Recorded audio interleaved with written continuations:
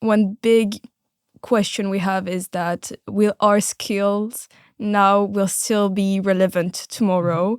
And to kind of see what is still very human of us to keep that AI could not replace.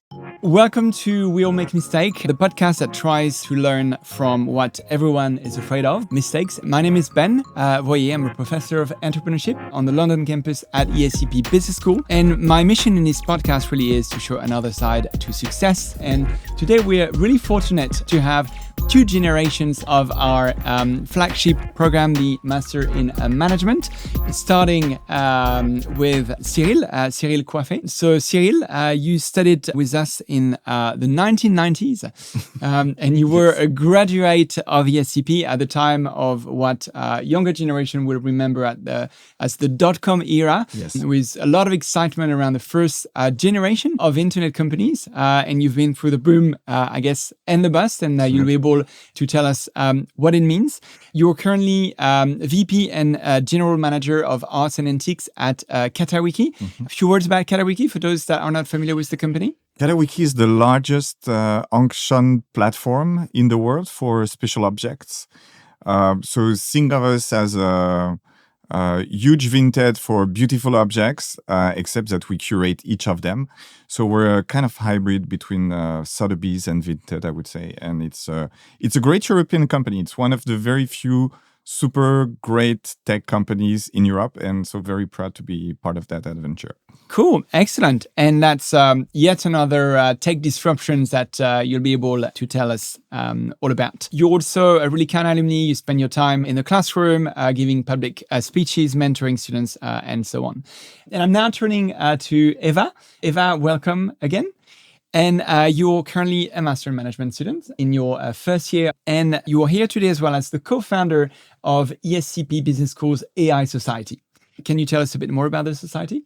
Yes, so it's a society at ESCP Business School where we focus on AI and how to make it accessible for students and give tips also for their future careers, with professionals coming on campus to explain a bit what they do with AI. Fantastic. And that, for me, is a perfect transition towards one of our first question and one of the first topic I had. And I wanted to turn to you, Cyrille. You've been through, as a professional, through quite a few major tech changes, Yes. from the beginning of the internet and the dot-com era to seeing how social media and Web 2.0, 3.0, and so on change the way we do business. Can you tell us a bit about what's been the most striking? Yes, it's a great question. So just first of all, to put the frame, in which year were you born, Eva? 2003. Okay. By that time, I already had like an email address for 7 years. So I've really seen it all in the sense of I was lucky enough in my generations that when I graduated, this is really when the web, the first iteration got there. And so, yes, there were three disruptions, like the 1990s with the boom, where everybody thought that everything would take place online in the 1990s. And then the big disruption, I would say, of the Web 2.0, which was basically Facebook and all the social things that did happen afterwards. And today's disruption. But the problem in the web is that a lot of people, and probably still true today, is still believe that if you build like a cool page, a cool website, a cool service, people will just flock. And then you have two things that do happen. People flock, but you lose money by the hour. Yeah. Or they don't care because they don't know about you. And this is where we can link in back to one of the big learnings or the big mistakes, depending how you see it, is you need to make people aware about the service and you need to provide something that's got like a real added value. Part of the things that I've seen were those failed startups. And yes, I think it's still true today, actually. What about tech disruptions for you, Eva? Have you, you're from a different generation, but I guess in some ways you're already going through one. How has it affected how you look at the short-term the midterm and potentially even the long term? Like, how do you look at the current tech disruption in your studies, but also in the career that you're envisioning? So first, well, the tech disruption here is really generative AI and also AI, agentic AI. Mm-hmm. So how I see it today, it's hard to say because it can be a burden for us students to learn truly something because AI is helping us a lot. And yeah, so how to really use it the right way for us not to be, for our brain still to work well, not rely too much on AI. I think a really good way to see it would be to say, okay, it's going to change the structure of economy and we as humans are going to adapt to it and change how we work with it. But yeah, for now it's a bit uncertain and we don't really know how to adapt as students. So yeah, maybe can you tell us a bit about what role AI is taking among the student body and how it's being used and what are the kind of questions around it? Of course. So at ESCP, we have the right to use AI as long as we put the prompts and the AI we used in the final work. So the teacher is aware of what we did. And I think it's a really good thing. And in some courses, like the advanced management courses in entrepreneurship, so we're creating startups. And the professor, she asks us to vibe code the website and to really use AI to see how we can use it in our daily life for real. So I think it's very interesting in how ESCP is really, I think, maybe ahead of other business school on that, of really allowing us to learn AI and putting it in practice. Yeah. Cyrille, any thoughts about how the .com era changed the way businesses worked and what could be useful for students in the shoes of same shoes as Eva? I think the .com era showed that if you had like a sound business model and were really rigorous on executions, then you could survive and thrive. I do remember the first days of Amazon in France, for example, where one of my friends were working there. And it was exactly in 2000. And I had some other friends who were making fun of him because the revenue of Amazon back in the days was like a big library, if you want. Yeah. So they were like, ha ha ha, it's funny. What they didn't know was that Amazon was using technology to be ruthless about logistics, to be ruthless about analytics. And that they basically had a playbook of expanding from one category and being a total underdog because they were just selling books at the beginning to being what they are now, which is beyond words. So the lessons that we can learn are everlasting lessons. Like if you don't have like a sound business model, you may be very big about hype, but it's not going to last. Another example I want to give, and that I read about last week, I'm old enough to have known a company called Netscape, which was like the first browser. Super cool company, very innovative, 90% of market penetration in 96 to, let's say, 2000. Then came something called Edge, or maybe it was not even called Edge, like the first version of Microsoft. And Internet then came Explorer. Explorer, sorry. I'm that old. And then came Chrome. And Netscape just totally died. The thing that people, maybe do not remember is that Netscape had no business model and had merged with like AOL, like which was like the largest ISP back in the days in the world. All that to say that, if you don't have a business model, you may be like the coolest kid on the block, but it's never going to work. And so I read a good article about like, is ChatGPT the next Netscape? The one that actually makes AI very accessible and everybody's talking about it, etc., etc. But do they have the revenue to sustain their ambitions? Nobody really knows. But it's not because you're the first mover in tech that you're actually the best. Yeah, absolutely. And even if, if we think about social media, Facebook was not the first one, but it was the one that managed to nail the formula right. MySpace. MySpace. Absolutely. Absolutely. That's super interesting. And You've made, Cyrille, your career in a way in companies that get moved by tech or use tech to reinvent their categories. What has it taught you about the role that tech, the pivotal role that tech can play for a company, but also in your careers? Yeah, tech is like you could see it almost like a parasite or a disease. I don't have like a really good analogy, but you can really see that technology is eating the world. Mm. And I started in the media, so very simple. Like Yahoo was basically publishing web pages, so you get information, which was basically translating paper to a screen. Then I moved to HomeAway, which is now Expedia, and where basically we were transactionally helping people rent each other's houses. We went from like information to service, transactional, and now I'm in a place where at Catawiki, where we're actually selling things that used to be super intermediated for 200 years. Yeah. You would never buy like a painting without seeing it, without being advised. You would never buy like a super expensive watch or a piece of like jewelry. Now that's the truth. Now like very special objects, including fashion, are being basically taken away by tech. And the common theme in those three things is that, yeah, basically it runs on code, but just as importantly, it runs on databases.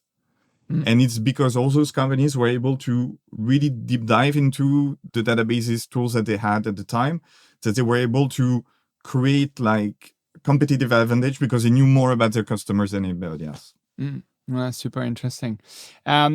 What's the kind of questions that you discuss with your fellow students in the AI Society? And that, is it about the role of AI for businesses? Is it the role of AI in society?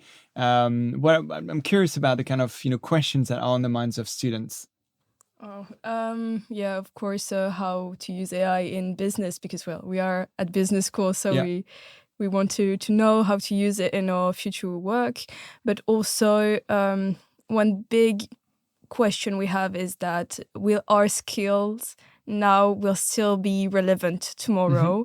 And to kind of see what is still very human of us to keep that AI could not replace. So yeah, those questions. Interesting. And Cyrille, you've been through quite a lot of these texts. So how did you adapt your skill set to keep up with a changing working environment? I do it, and so do my friends, because we wake up earlier and we spend time with AI, who is teaching us AI. So that's also like the great blessing of this technology, is that it's the first time that there is a technology that you can basically teach yourself, not just by experimenting, but basically AI can turn into your teachers. And this is also why I'm so excited about this current revolution, because it's the first one that's really giving power back to the people who want it. So I guess that's encouraging to hear, Eva, the fact that it's giving power back to the people with ideas. Typically, business school students come to business school because they want to do something concrete, and they have ideas. As Cyrille was saying, for the first time, we have a technology that can reshuffle the cards to an extent that's never been seen before. But it seems that apart from that, it's down to everyone's idea and willingness to kind of play around with the technology. Yeah, of course, I totally agree. And I think here we can see that creativity is really what's remaining for us to have, and have idea, willingness to try something new. And that's so nice because we really, broader the limits of what is possible to do. So it's pretty a nice thing to see in the future. Yeah, and it does create a fear of missing out. Yeah. I was talking with one of my generation people, and who's been exactly through the same phases as me. And he says, like, look, now he's waking up just like I do, actually, quite early in the morning, just because I get the same excitement that I had in the 2000s. Like in the 2000, everybody was so excited. Like we're so hyper. It was a long boom. A new startup would open every day, and like some of them had really cool things. And there was an energy in the society, in our at least society, and we get that back again nowadays. And honestly, I saw the boom in the 2000s. I never thought I would see it ever again. But this time, it's the biggest boom that we could ever conceive. Like Web 1.0 and 2.0 is good, but it's nothing like what we're gonna see in the next year. So super exciting. That's exciting. And so, looking back at what you've experienced, what do you think is likely to stop this boom, if anything? I was in a meeting with very senior leadership people. One of them had created an agent to send like reports to his to the CEO every Monday morning. Okay, so far so good. But then the CEO said, "Okay, look, now I'm creating an agent to read your reports." Yeah. So we just came to the conclusion that it was like agent talking to agent. Yeah. Imagine in those companies that are like 200% deep in the tech, what's like how information is flowing, we don't know anymore. Yeah. So, and this is like a little bit scary because somebody needs to have like an oversee over like the agents. You're both passionate about tech and innovation. Can you tell us a bit more about where it's coming from? If it's something that you were always passionate about, or if it's something you've developed as a product of your time, being exposed to technology, or? Well, for me, I think it was always a passion for me because I always like to go and see what startups do, new technologies, and to test them, of course. And I love going to Vivatech every year to see all the innovation, and very enthusiastic. And with the rise of AI, of course, I was, clearly amazed by how fast it was, how new it was also. And I think it was a long passion with the tech. Great. Well, it's the right passion at the right time in a way. If you'd be 5 years or 10 years older, you might be in the middle of the transition, a bit too old to really jump on the bandwagon, but then like not have the experience to kind of have seen it all, like people like Cyrille. How about you, Cyrille? Was that always something? Yeah, Ben, it comes from a trauma. I came from an engineering family. I was the only one who couldn't code. Yeah. So to redeem myself, I said, okay, let's me work for tech companies. Yeah. I'm a failed geek who did humanities. But nowadays, thanks to AI, I can reconcile my traumas, obsessions, and productivity. So I'm very happy. Yeah, and jumping on that, what's interesting is that we notice every few decades a shift between hard skills and soft skills. There were the first wave of engineers back into after World War II. Then markets were saturated, and so it was more about knowing how to sell, how to market, how to create a product. So the big wave of marketers kind of, having an edge over engineers. And then another wave comes and it's back to the engineers and the people that can do stuff. What do you make of this? Is this back to ideas and back to the people that use their creative mind? For me, yes. You need to have ideas and creativity to really do something.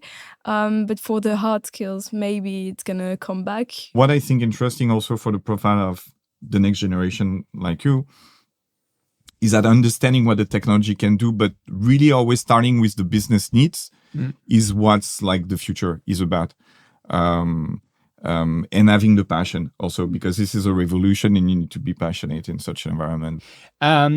Do you think that if you'd be in Eva's shoes at the moment, you'd be going into your own startup projects, or?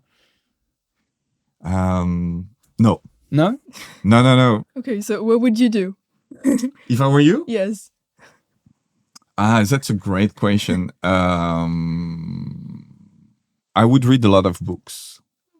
to start with. What kind of books? Anything, humanities, history, economics, just to see the big pattern over time, and to understand like the fundamentals of what works and what doesn't work. There's an interesting point made by Eva earlier about finding what remains a quintessentially human skill. And what I find interesting, especially if you look at research in psychology and how people perceive AI, is that even if you say, for instance, automated car can be made to drive in a much safer way compared to humans, we still judge very harshly any mistake that the machine made. Yep, people are less tolerant for technologies that are 99.999% safe, rather than technologies that are 50% safe. Because 50% safe, you're like, okay, I know it. It's disclosed. It may work. It may not work. So be it. But the things that almost never fail, the days they fail, it casts like a whole shadow over an entire industry. It's human nature. Like there is nothing we can do. But it's interesting from how we perceive mistakes as human beings. We perceive them very differently when you come from tech A versus tech B. And yes, that's like things that we're gonna have to live with in the future. And your generation is gonna figure out ethically how we should be handling this. Interesting. Now we're going to go to one of the last part of our time together, which is where we do a light speed round. We've asked few questions in the spirit of the Proust questionnaire, and I'm going to ask you one after the other these questions. What's a mistake you keep on making, but you hope one day you won't? I think relying too much on AI. I think that's still something like as students we do, relying too much and not checking enough our sources because too much time, too much effort. And I think what would be great is to, rely on AI, but still check a lot what we do. Mm-hmm. And you, Cyrille? Mixing up speed of decision and speed of execution. Ooh, I like that. So deciding too fast, and not necessarily in a good like collaborative way. So you're not getting all the stakeholders and saying, oh well, we don't have time to align and let's just move on.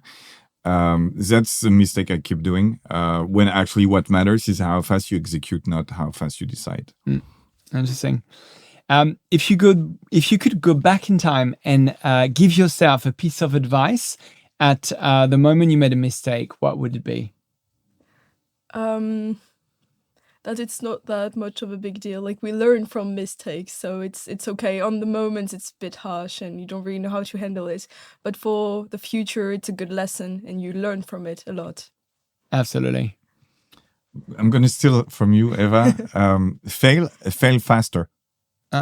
Yeah, that's very much the mantra, the fail fast mantra in the tech industry. And in this podcast, we like to say that failing is the first attempt in learning. What's a piece of advice you received that you wish you hadn't followed? Sometimes, we receive advice and we follow them because of the person that gave the advice or else, but we're like reflecting on them. We're thinking, well, maybe I shouldn't have done that. It's for the how we learn thing. Like I think everyone has its own learning system, and you cannot force a learning system upon someone. So yeah, really, I wouldn't have followed all the teacher who says just reread the material and just know yourself on how you learn personally. Yeah, absolutely. I always say that the most important thing about any advice you receive is to make them your own, including if it doesn't work for you, it doesn't work for you. It's a very difficult question. I don't have a really good answer for it because I feel like I didn't listen to advice. That's my thing. Okay. Generally speaking, I You don't like to being told what to do. Yes, That's good. I think so. In the sense of when I joined Yahoo, I came from a generation of ESCP where everybody was going into banking in London, and I was in banking in London. So my friends were like, "This is so stupid. Like, why would you leave your 6-digit to go for another, like for a kind of big startup?" And when I left Yahoo and went for like the travel industry, I left for something that was very small back in the days, like vacation rentals. Like nobody did it like in 2008. So people are like, why would you just leave like a very good job to do something that nobody cares about? And then it became like a big industry. So yeah, I'm a little bit of a contrarian. Yeah. So, but there must be nothing wrong with that. There must be like and maybe a funny thing when I finally landed in the art world, which had like nothing to do with my career. Like when I arrived, like the insider, the people who were part of the art market told me like, you're never going to make it. Yeah. You're not an insider. Your family doesn't have art.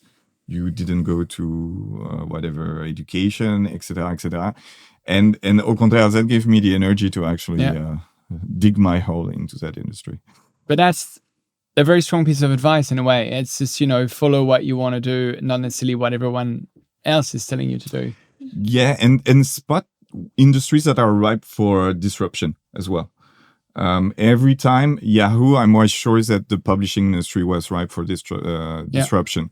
When I joined HomeAway, I was sure that the travel industry was ripe for disruption. And when I joined Catawiki, I was sure that all these galleries and antique dealers and who do work with us, it's not like they're still around, were ripe for disruption as well. And so if you can identify an industry where you're like, they've been doing a lot of things the same way, but they haven't really considered outside perspectives, this is probably a good industry to go to.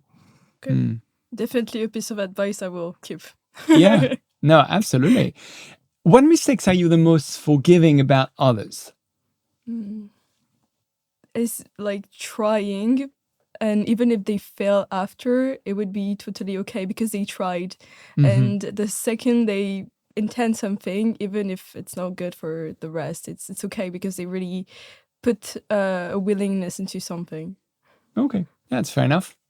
We have exactly the same. Yeah, it's about like break things, but learn from breaking them, and learn and try. Learn and try. Absolutely. Don't ask for permission. Ask for, just don't ask anything. Just break things and ask for forgiveness. Don't ask for permission. Okay. Is there something you ever regret in your career, young or more established, not doing because you thought it would have been a mistake to do it, but now you're like, I wish I had done that? Mistakes, so to speak. There are things I should have done earlier. In Catawiki, I've been there for 10 years, and we always had like artists who were sending us their artworks, but there was no real platform who was doing it. So we were always benchmarking us versus like established galleries, established auction houses, and those don't do like emerging artists. So I was like, the future is going to be to sell more Dali, Picasso, Chagall, but never like the guys that nobody knows. And it took me 4 or 5 years to realize that it was actually a big part of our business, and that would be one that we could scale, more importantly. So if I could do it again, I would have told to myself, kick myself and say like, look at what people really want. Don't try to look at what you think people really want. And I should have built like an offering for those guys. And nowadays we sell 5,000 artworks of emerging artists like every week. So it means that there was something, but I lost some time because I had like a very preconceived idea about what the art market should be. Do you think business school don't encourage students to, like, do we encourage you to be too safe and not to be bold enough? The school does push us to do things and to go out of our comfort zone. But like at the end of the day, it's us, like how if we are really going and following this push the school gives. Yeah, I wouldn't know. In my generation, it was exactly like you described. Like if you didn't go into banking, accounting, or marketing, you were a failure. So yes, it was very different setup. Like the risk-taking was the career laddering thing, yes, but not like the risk-taking. And a few of us took it actually. But it was very different times. Like tech was not as prevalent as what it is nowadays. So in a way, you guys don't really have a choice. I would say. Well, thank you very much, Cyrille and Eva, for joining me on We'll Make Mistakes. Thanks for listening to We'll Make Mistakes, a podcast by The Choice, ESCP Business School's media, supported by the Cartier and ESCP Business School Turning Points Research Chair. A special thanks to all of the team that worked with us on this episode. Carla, Pauline, our agency Yellow of Words, and of course the beautiful studio L'Arrière Boutique in Paris. And if you want to continue the conversation, do check out ESCP's other podcast, our sister podcast, Her Voice especially, beautiful platform, and looking forward to continuing the conversation online.